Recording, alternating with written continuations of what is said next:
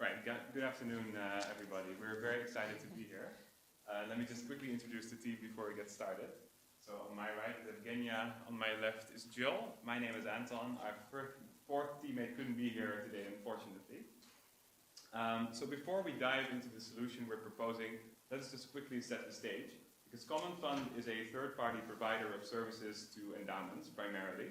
And they offer services ranging from advisory all the way to outsourced investment management. Basically, what Common Fund is very good at is picking managers.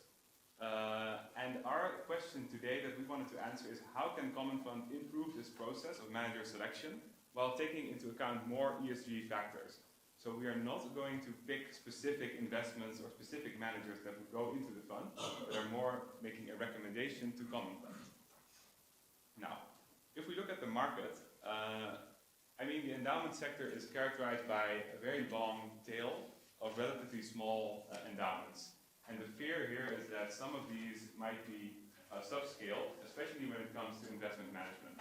So actually this is kind of the key opportunity for Common Fund to offer investment outsourcing to these particularly smaller endowments. And we see actually that smaller endowments are really picking up, they're increasingly turning to third-party providers such as Common Fund. In 2014, we saw an uptake of 50% for endowments smaller than 500 million.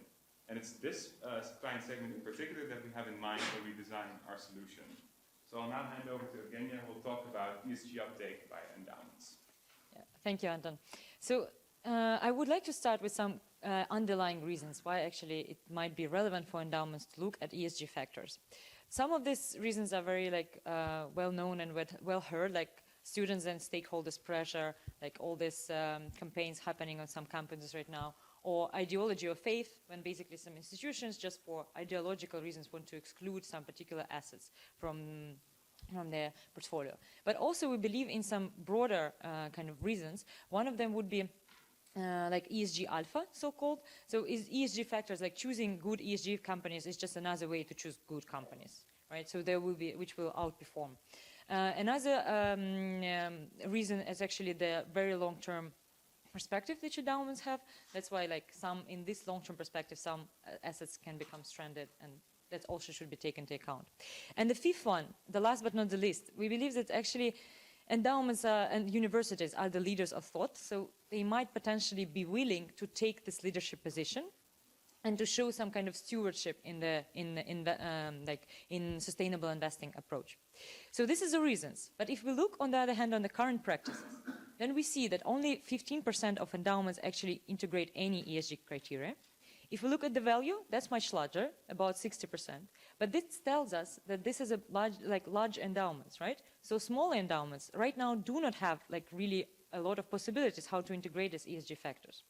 And also if we look at the specific factors, then we see that they are very kind of narrowly focused. So it's not really comprehensive ESG strategies. And now with this, I give back to Anton, and then he can present our solution. So we talked about the different reasons why endowments would engage in ESG investing, and it ranges all the way from kind of the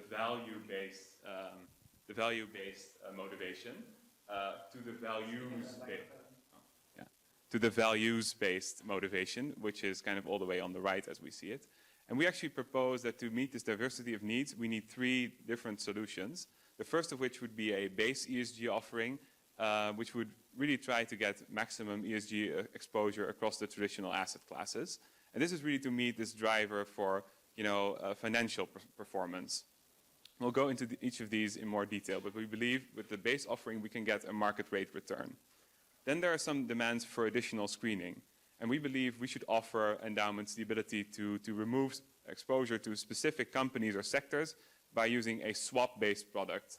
And this would obviously allow endowments to meet this screening requirements. And then thirdly, we think they should offer a solutions investing fund. And that would really provide endowments for the first time with the opportunity to invest a portion of their assets into specific impact categories, really to display their leadership role. Now, returns might be below market rate, but on the other hand, they get some real impact on the ESG spectrum. Let me now turn to Jill, who will go into detail on this. Great, thank you. So beginning with the base ESG offering, as Anton mentioned, this is really a returns-first approach to ESG investing. And the way we envision this rolling out is a fund-of-fund strategy that that uses both best-in-class asset allocation for the fund overall, and then within each one of the asset segments targets the 100% ESG integration where possible. And for this strategy in particular, we're looking at quality of managers, both in terms of their overall financial quality, sort of the traditional metrics you might evaluate managers on to date, and also the ESG quality. So how good of a job, in other words, are they doing integrating ESG into their portfolio? In looking at the market, in addition to looking at how many number of managers fall into each asset class, we also looked for depth and diversity of managers within each one of the asset classes in developing our overall recommendation of what this could look like today. Since this is a returns-based strategy, or a returns-first strategy, we really believe that in asset classes or in parts of asset classes where quality is lacking or diversity is lacking, that we should substitute in quote-unquote traditional common fund managers in order to retain that quality. Moving over to the right-hand side of the page, this is our hypothesized approach to what this might look like today. And I'll start by going through each of these in a little bit of detail. On the left portion of the dark green part of the pie chart represents domestic U.S. equity. We estimate the size of high-quality managers with an ESG focus here at around 200 to 300. And we did a qualitative review of those managers to evaluate what their market cap approach looked like, and we believe that there could be close to 100% ESG integration of managers for U.S. equities today. And this is sort of the most developed of the markets, of the asset segments. Moving clockwise around the circle, in international equity, we did a similar approach, and when we looked at the qualitative review, we found sort of a clustering of managers that have a focus in Europe, but perhaps less in emerging markets. So our hypothesis is that we could perhaps do 100% for European investments, but maybe not for other types of markets. Similarly, in real assets, we saw a clustering of quality around REITs and infrastructure, but not other types of real assets. So there we believe that there's some sort of mixed approach that would be best suited here. Going over into categories that we are not recommending, in fixed income, we found a very small number of high-quality managers. We estimate that size at less than 30. And we also believe that other options for sustainable investing in fixed income have some challenges, in particular, a lack of diversity in markets like green bonds.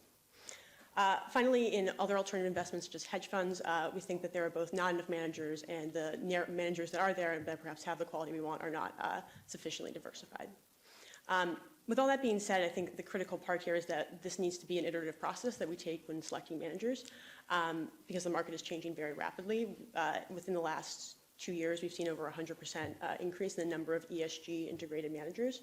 So clearly, this asset allocation will need to be revisited periodically.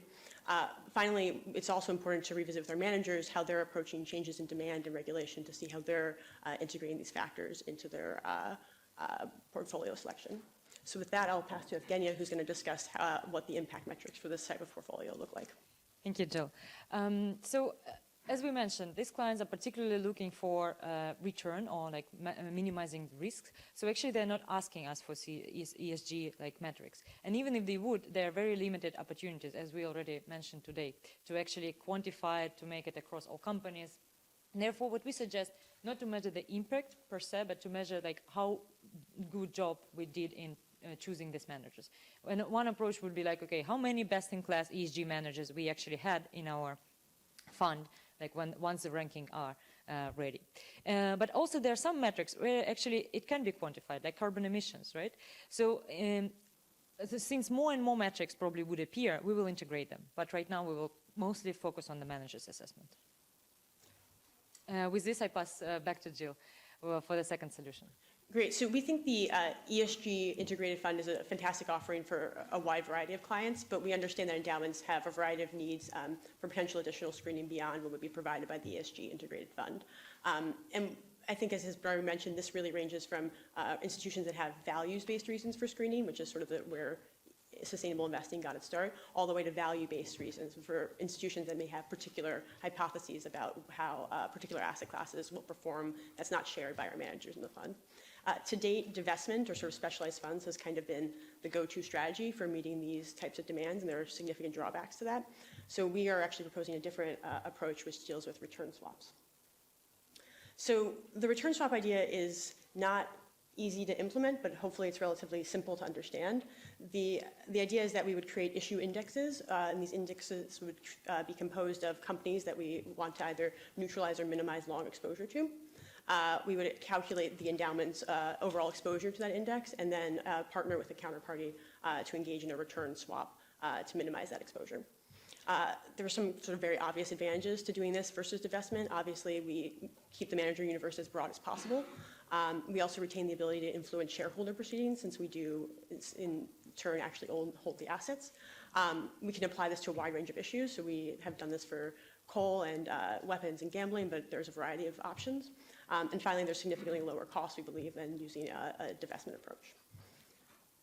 Finally, I'll just talk a little bit about the return implications of this. As we said before, our base offering is market rate returns. For this one, the returns can vary based on the underlying instrument, and we think that's appropriate given the client needs. We've done two very simple examples here for coal and weapons. Obviously, coal stocks have done very poorly over the last year, so a coal swap here would have had a net positive impact on the endowment, whereas weapons have actually slightly outperformed the broad market. I think the bigger point here is not so much the fact that it's positive or negative, but that the size of the swing is actually relatively small. And while we are introducing particular tilts or tracking error, we believe that on an overall endowment basis, it's a very limited impact. Finally, I'll pass to Evgenia, who's going to talk about the final solutions-based portfolio. Yeah. So as we mentioned, like some of the endowments that actually want to show this leadership and like invest in solutions, right, rather than avoiding problems. Our idea would be to create a common fund, like a joint fund, which will address like number of pressing issues.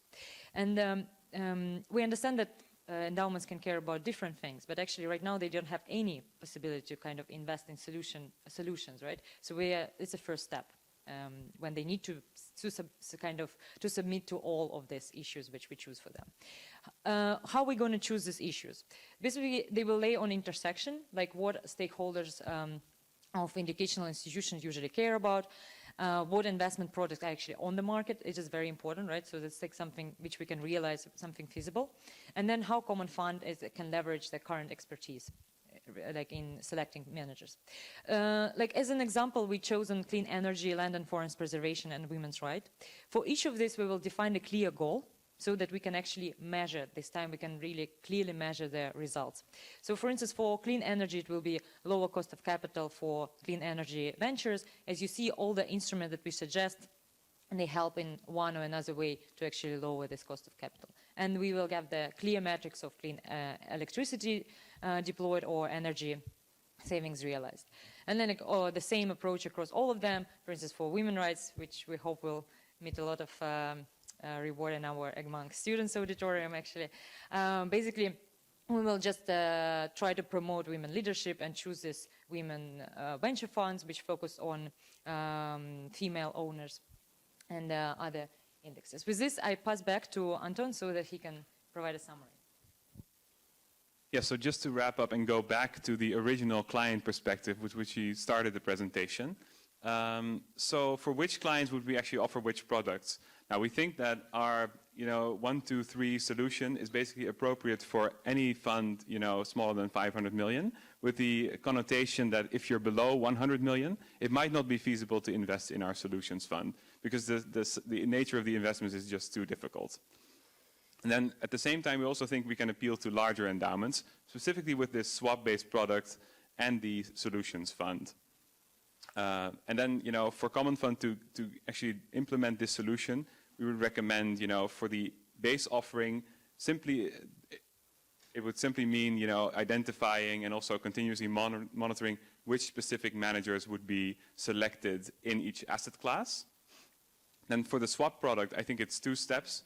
I mean, first it's deciding which issues which actually be swappable, and then to create a product that accomplishes the swap. This might be outsourced as well. And for the solutions fund, it's really about deciding which issues we're going to tackle, what are the degree of direct investments versus indirect investments, and then finally, which impact measures are we going to use across all these various solutions. So thank you very much for your attention. We take questions now.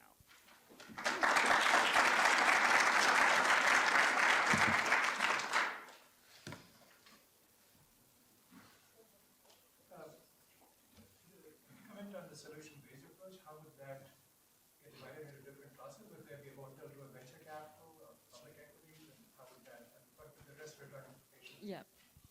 That's a very good question. I wouldn't say we are ready to actually to answer this, because our idea was just to look at across different issues, what are the instruments available. But we didn't to actually took this kind of that we would separate them, because it's a bit complicated issue, right? So even common fund will try to probably will need to create some expertise inside. So if we would present some solution, it will be based on some common knowledge. So right. So we didn't want to go into this. Yeah, and if I can maybe just add to that, I think the key difference there is that the solutions-based portfolio is not trying to mirror best-in-class asset allocation. So we're really looking at asset allocation through the lens of where can we have the most impact, rather where can we get the best risk-adjusted returns. So question, you talked about divestment as a blunt instrument, but you seem to have used a blunt instrument on fixed income. And so why wouldn't you take a slice of fixed income with the high quality managers like a Breckenridge or who is impact focused? Yeah, I mean, that's a good point. I think from our backgrounds is not in evaluating manager quality, so we looked at the fixed income manager overall. It seemed low to us in terms of the number of managers. That's to be said. Why exclude the whole class? Why not take a slice? Yeah, I think that depending on, we basically looked at the fixed income market. It seemed small. From that, it suggested to us that perhaps it's not possible to find high quality managers in it. We don't. There may be ones that are very excellent. All right. Well, second question is, who's the counterparty on the swap? Is it? Can I just add on to the previous question, because I think the solution is also not to be very heavily exposed to green bonds, because this is not. There's more types of fixed income than green bonds. But my question is, who's the counterparty to the swap? Is that Dr. Evil, or is that government, or who's counterpartying the swap? If he wants it, he can certainly buy it. But I think that it's primarily financial institutions, so banks. Okay, so Dr. Evil. Yes, Dr. Evil. Right.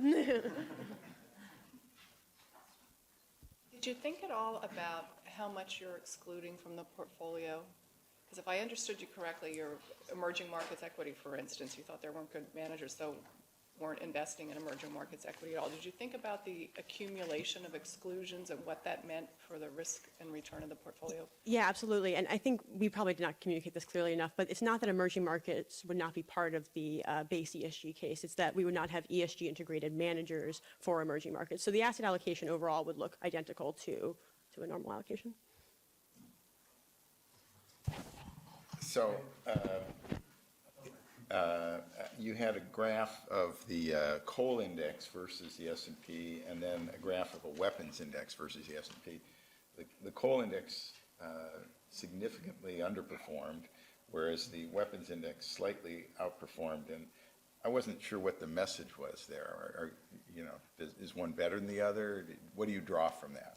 Yeah, sure. I mean, I think we don't have necessarily a point of view on, say, like a stranded assets type question. So this is a client-led approach to divestment. And the principle here is more to say that swaps may have may have positive or negative impacts, and that can be acceptable, I think, given different client needs. But I think the reason to engage in the swap in the first place is not based in financial reasoning. It's based on ideology, maybe, or a belief that. And the reason that comes the most close to financial reason is actually this kind of stranded assets theory. But even there, a client might differ in opinion from an actual manager. So it's kind of client driven, I would say.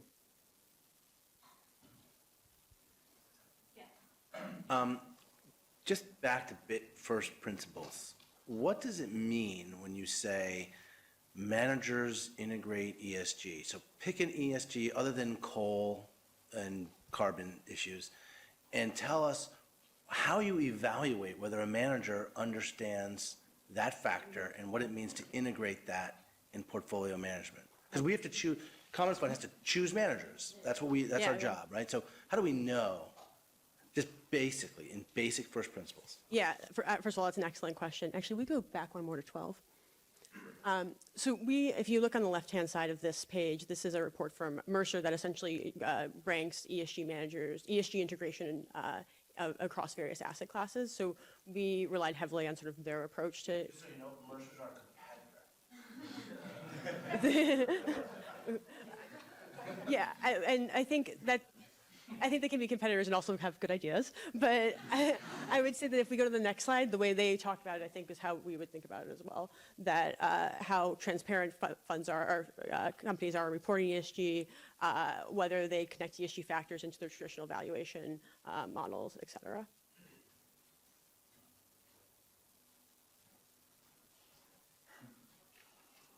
Yeah, so, okay.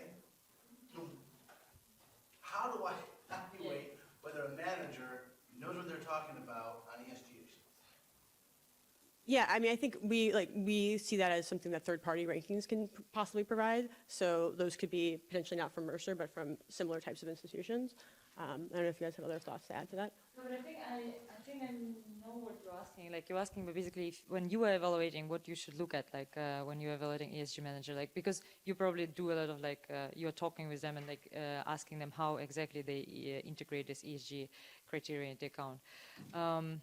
So I would say that probably that some of the things that we already mentioned, like how transparent would be your managers regarding this, and can they provide like specific examples of what exactly, for instance, were ESG criteria and which companies they screened out, with which companies they get involved and actually try to discuss this ESG issues and try to change something. So like, I think like you would need to go with them through details and see like, okay, which ESG factors they took into account, why they chosen these specific companies. Because of course, most likely they will also start with some, but this time. That's what I'm actually asking you. Yeah. Take a company. How are you going, and ask a manager, Yeah, why? how are you integrating the environmental, social, and governance performance of this company? Yeah, no, How do I understand whether you understand it? no, that's a good point. Like, I mean, probably like if we go with specific company and specific manager, right? Like we can start with, again, some available information or rankings from MSCI, FTSE, and all these companies. But then when you look at the report, if I would be a manager and I would look at the report and I would try to evaluate the company, probably I would look at, well, did they choose the right issues on which they are exposed and which are important? So for instance, if it's an oil company, did they report actually on the number of emissions they did? If it's like retail company, did they report on human rights violations that they did, right? This is one step. Next step, like to how detailed they were and how consistent they were when they reported along all their value chain or along all their operating like activities. For instance, if they reported only some cases, like some examples, and they didn't give you a holistic view among all their operational activities or across all their operations, that would be a bad sign, right? So, I mean, I don't know if it answers your question, but I mean. Yeah, I mean, finally, I would just say organizations like SASB publish different metrics Yeah. for various sectors. There's been studies that show that the companies that do well on issues that are material to their sector outperform. That could be one way of ranking Yeah. companies.